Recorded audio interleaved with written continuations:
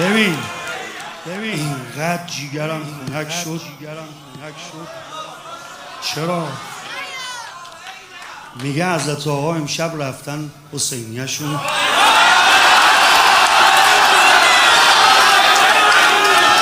اونایی که میگفتن آقای ما میترسه.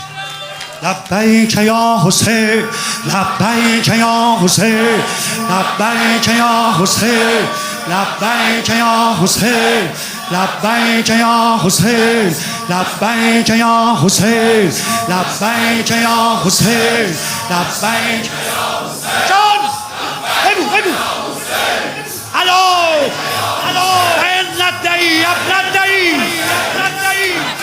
قد جز بین الستین بین السلة و السلة و هیهات من الزلة. لبیک یا حسین، لبیک یا حسین، لبیک یا حسین، لبیک یا حسین.